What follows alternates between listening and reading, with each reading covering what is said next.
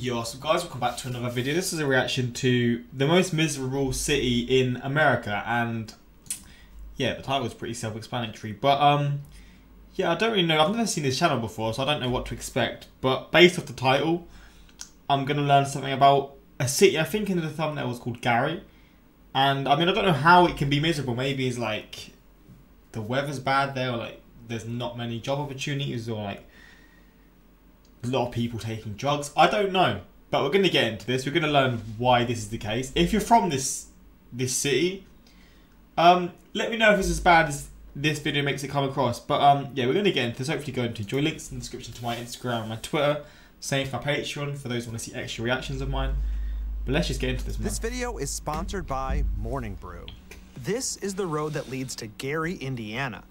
Or at least it used to. Wait, not this road. This road? It's just been blocked off. A while back, the neighboring city of Hammond was resurfacing this road and decided it was better to add a berm at the end of it so it didn't lead to Gary anymore. Wow. The fewer the connections, the better, was the thinking. Jeez. And when you do get into Gary, it feels like a whole different world. It's emptier, abandoned, quieter, with vacant homes and overgrown lots. It's like a city forgotten, despite being in one of the largest metropolitan areas in the United States. Oh, it was once a thriving steel city, and its former glory days are apparent in the stunning, if crumbling, architecture. This steep decline in fortunes led Business Insider to label Gary the most miserable city in the United States in 2019. They based their rankings on statistics. I just want to see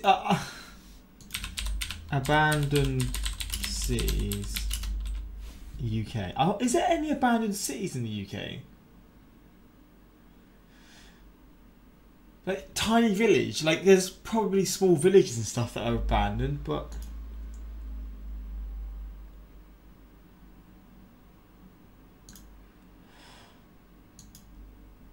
wait, what? Bodie, California. Well, let me just see this. Sorry, this is very off track.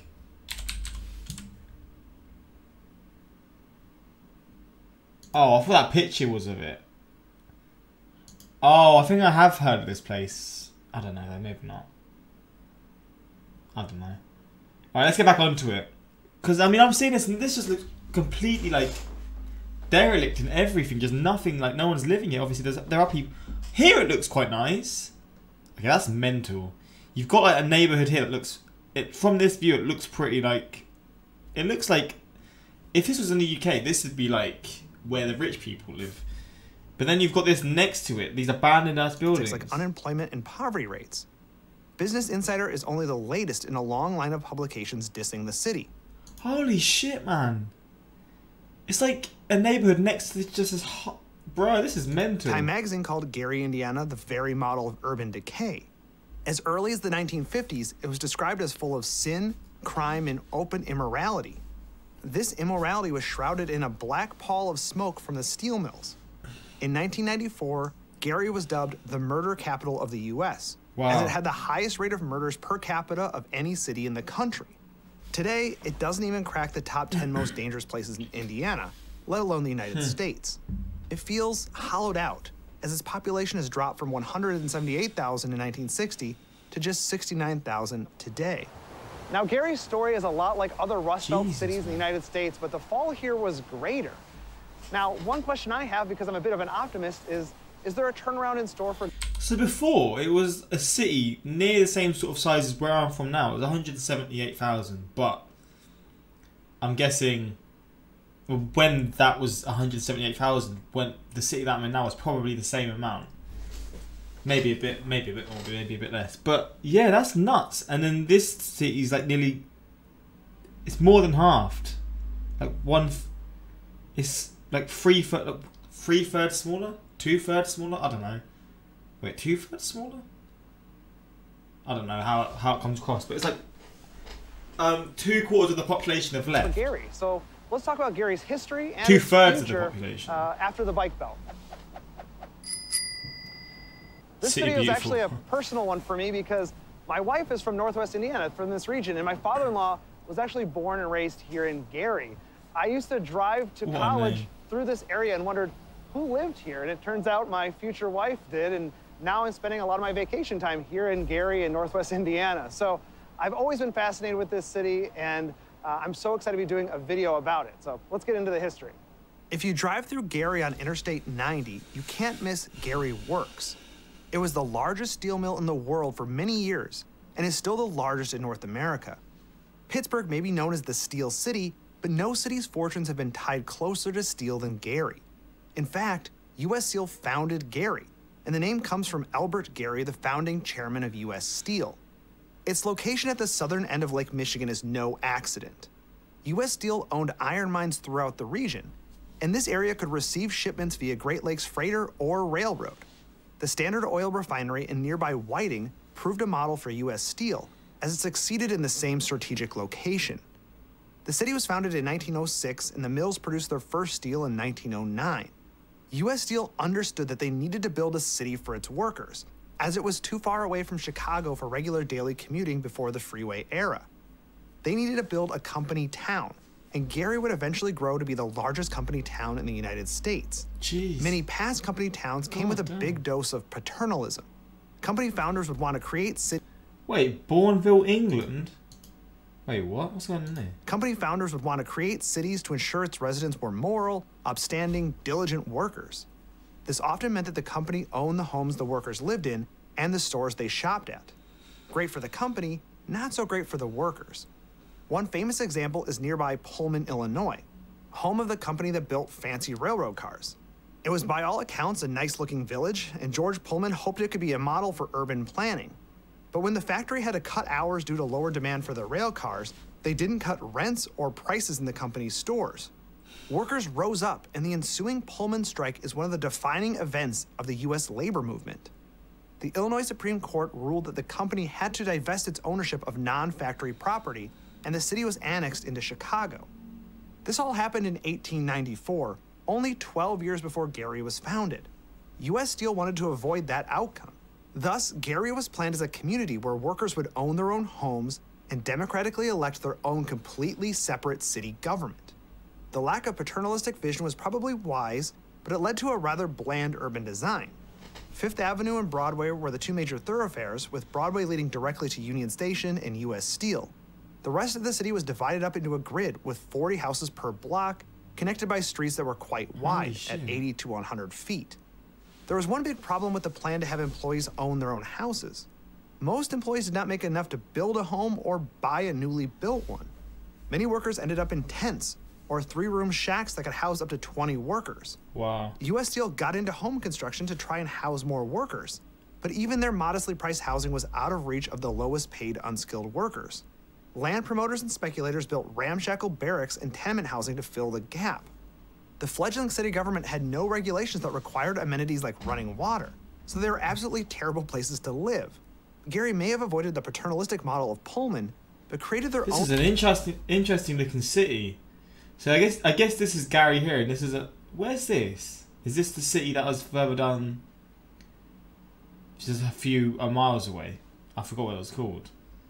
I mean, it is right, because there's a lot of there's quite a lot of high-rise buildings here. Own sort of urban anarchy. That's The a situation was crazy made view, worse man. by a lack of public open space. The mills spread across the entirety of Gary's lakeshore, so there's no recreation there. The only recreation, it seemed, could be found in the local taverns.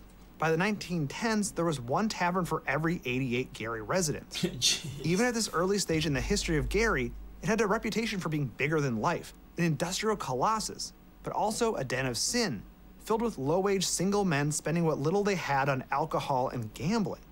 From this inauspicious start, Gary grew with the fortunes of the steel industry. The population doubled between 1920 and 1940 and reached a peak of 178,000 in 1960. With population growth came demographic change. Much of the early growth had been from Eastern European immigrants, often discriminated against by white workers who had been in the country for a generation or more. Those Eastern European immigrants forged tight-knit communities that characterized Gary's early history. Gary was also a destination for Southern black workers as a part of the Great Migration, a demographic shift that saw millions of black Americans resettling in industrial cities of the North. As the new minority in town, black workers faced discrimination, and by the 1940s and 1950s, white workers had begun to move out of Gary to nearby suburbs, an example of the white flight phenomenon. This exodus became a flood after 1967. Wait, East Chicago.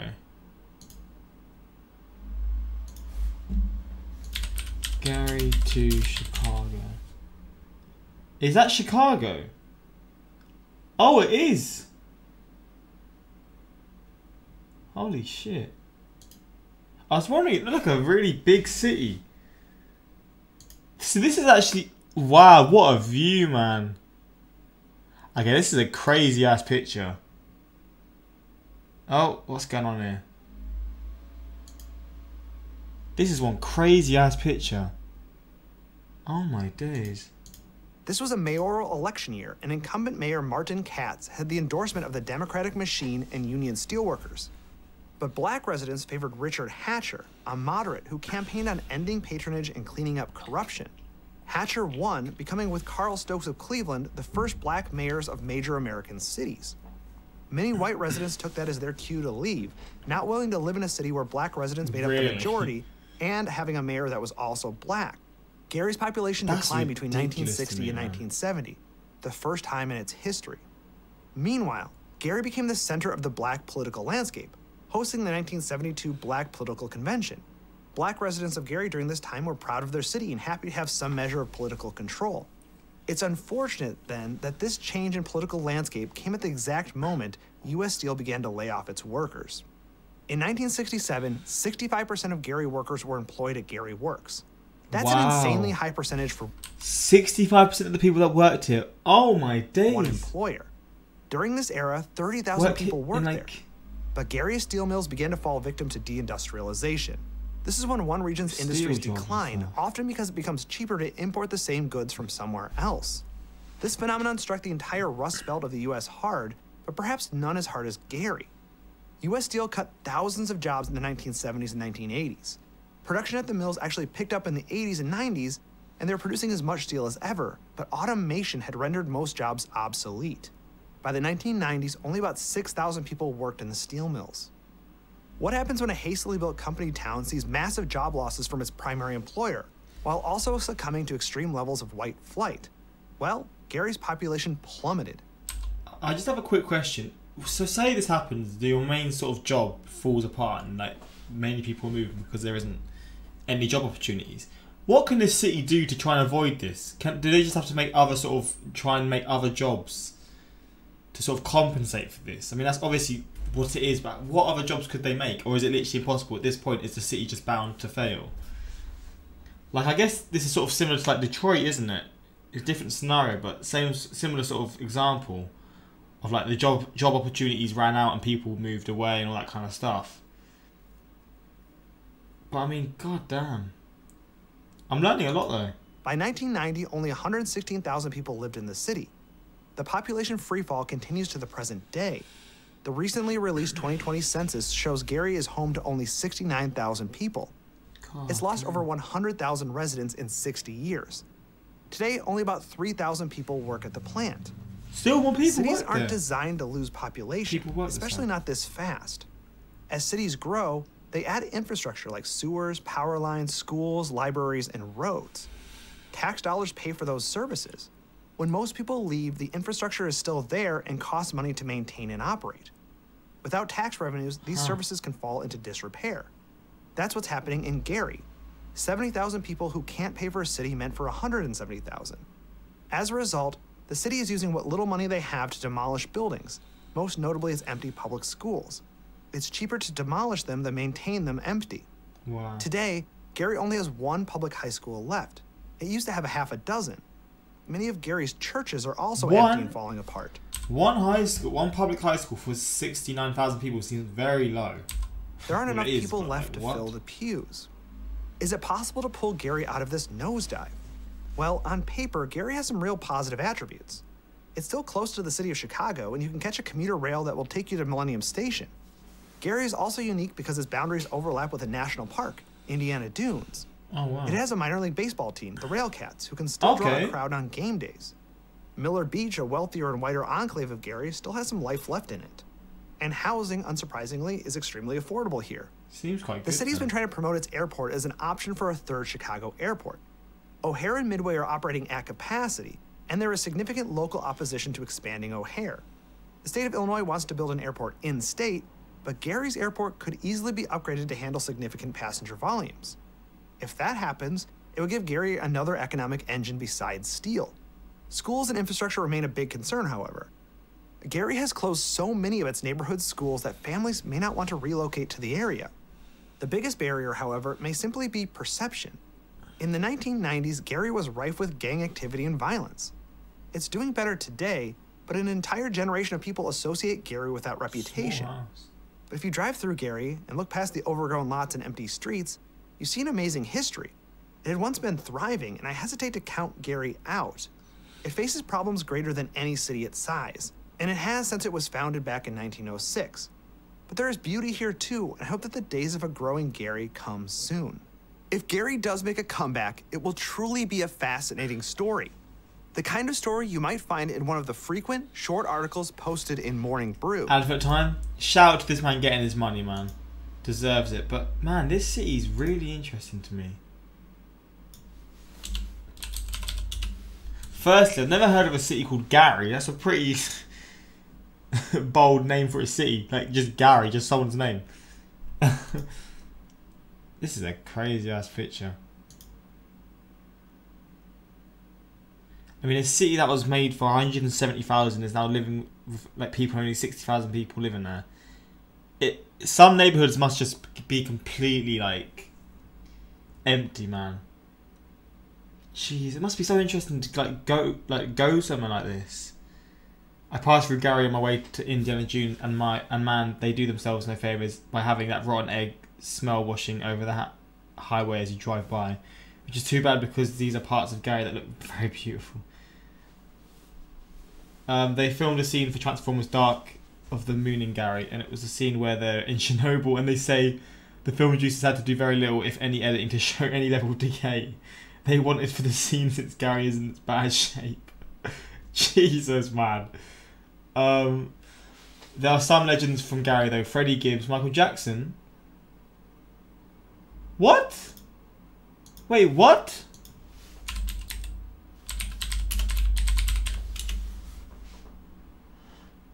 He was. I mean, the more you know. Who else was there? Anyone else that I know there? Nah. Madness. Gary's reputation is literally so bad that a one-way ticket to Gary, Indiana is a Cards Against Humanity card. Is it? If that's the case, that's killing me, man. But yeah, interesting video. Again, if you're from this place, let me know what it's actually like and like how it is for you to live here personally. Because from what I saw, it still seemed like there was nice looking like areas of it, but I guess it's just the bad outweighs the good, so people will view it in a certain way. But at the same time, it's just wild to me how there's like nice looking neighborhoods literally next to like streets upon streets of abandoned buildings, man. It's crazy to see, but yeah, the more you know. This is an interesting video. Hopefully you enjoyed this. If you want more of these reactions, suggest them in the comments. And yeah, until next time, like, subscribe. Peace.